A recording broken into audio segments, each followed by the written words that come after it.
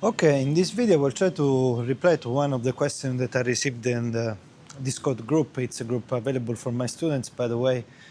If you haven't joined already, please send me an email or a WhatsApp. I will pass you a link to join. It's free. It's a good way also to request topics like the one that I'm going to try to address together today.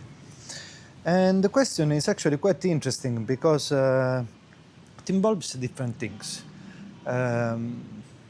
One of my students asked, what should I focus on during my day if I want to progress in the energy practice? So apart from practicing, which is something that we have to do, otherwise we will never have any kind of result by reading things and imagining things. There is only one way of growing into this path, which is about being consistent and not changing the nature of the practice with some kind of intellectual knowledge. Because we have to understand that when we receive a tool, if we have expectation about where we're going with that tool, we're going to change the direction of that tool. I don't know if it makes sense what I'm saying, but I will not allow the practice to do its work. I will color its outcome with my attention or placing the attention on a specific point because I believe that there is some kind of correlation or a mystical process happening if I do that. So the first suggestion about practicing is to keep it neutral, actually quite detached. The best way you can practice the energy practice is to be, let's say, in a meditative state. In a meditative state, there's nothing really sticking too much in our mind. Things might come and go, but nothing really stays. So we are quite detached from the goal. By being in such state, which is a particular psychological and physical state, also our body opens up, so the energy flows better. Our ability of placing one instruction, let's say, into the field of our attention or consciousness, whatever you want to call this thing, it's easier because once we drop the instruction, so the exercise, what we are meant to do, then we are just able to sit there and just watch without getting too much entangled with it. But the question was more about what we do during the day, which somehow we're going to get back also to this concept of meditation. And the students is saying, some Tai Chi teachers say is to constantly keep the attention on the belly and breathe with the belly. And I don't know about Tai Chi, to be honest, but I can see maybe why they say this. I think the student actually wrote focusing on the lower dantian or anything like this. I would say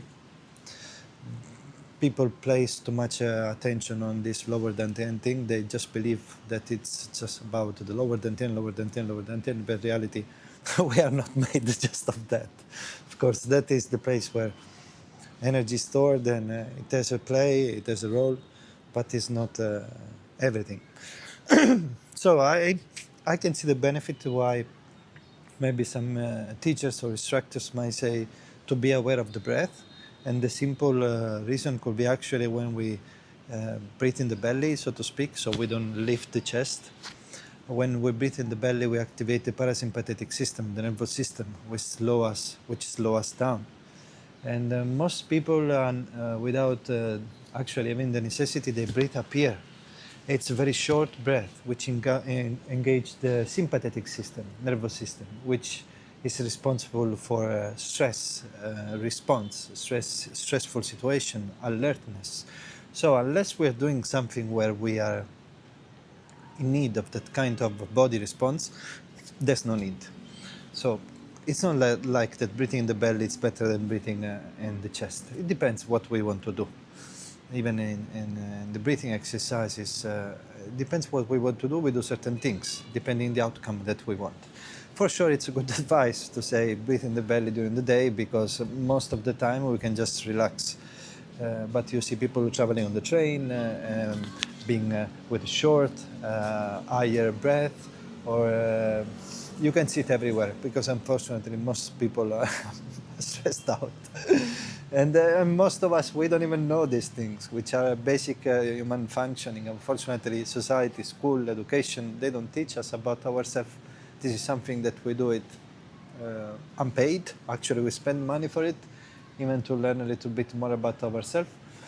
So one reason they might say something like this, it's because of that. But please don't overemphasize the lower dantian area that much, because actually some people focus that much on that lower dantian thing that then the upper part of the system actually gets blocked. It doesn't really work, and we have to develop in our totality. So there is a place for everything, and it's not maybe some people go into this kind of energy practice in a very mechanical, goal-oriented way of doing this Facici, emission, all the rest of it, so they just focus too much on this aspect.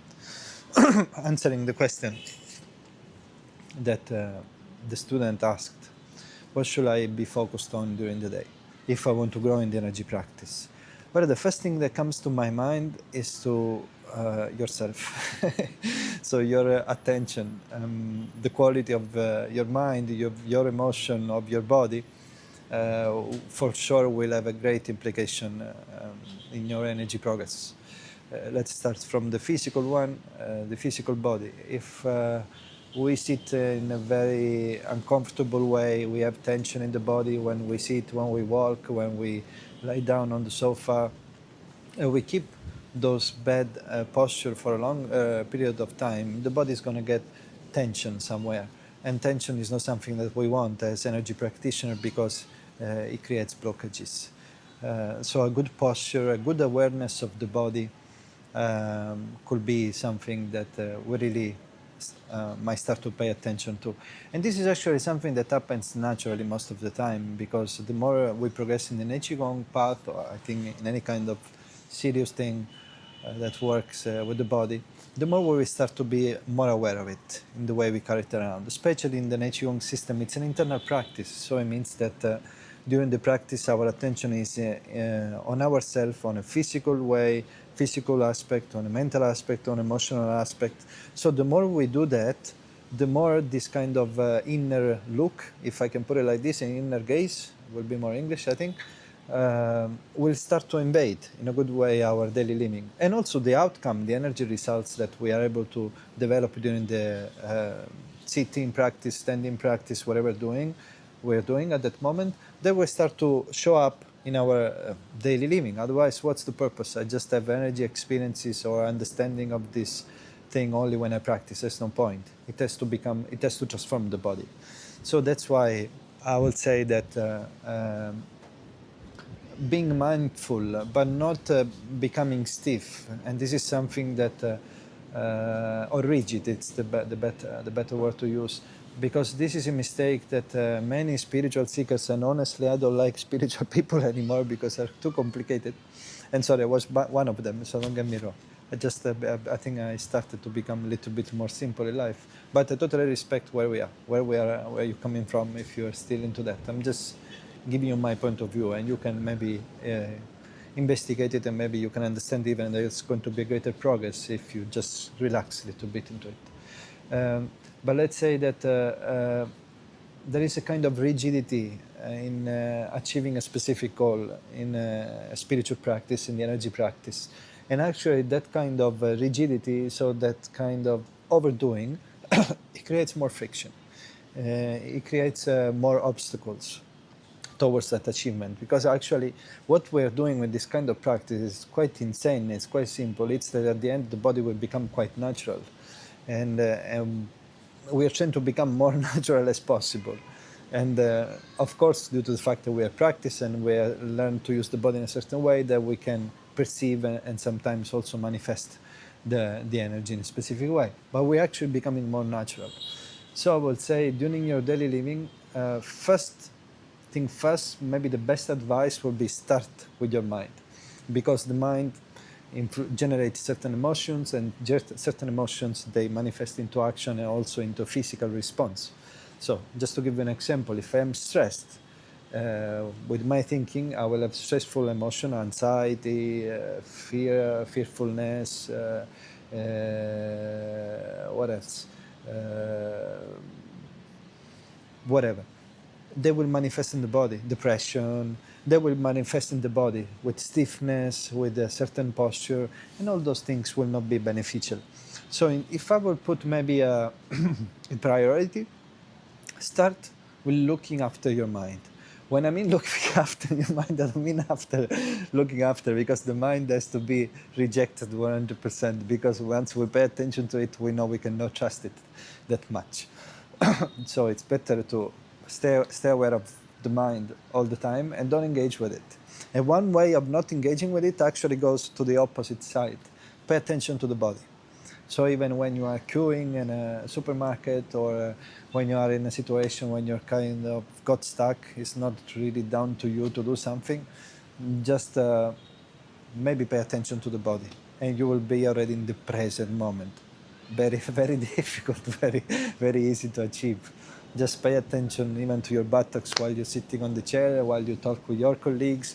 There's not really effort needed much in life. It's because we have all the desires and things we want to achieve. But if we just relax naturally, we'll do the right thing, and things will move more effortlessly. Effortlessly. Sorry about my English. That's a difficult word for me. So my suggestion is don't focus about energy things that much, sensation that much. If you have sensations, it's okay. But I will actually prioritize more the state of the mind and the body, and try not to be in a bad posture, and try not to stress about things. Try to relax. It's so simple and yet so difficult. All this spiritual process, it's actually can be summarized in these very simple things, just learning how to relax. And of course, when we do the energy exercises and the practices, we will build up something that is going to open up a new dimension and perception of life, which is quite interesting. I will talk about this in a later video.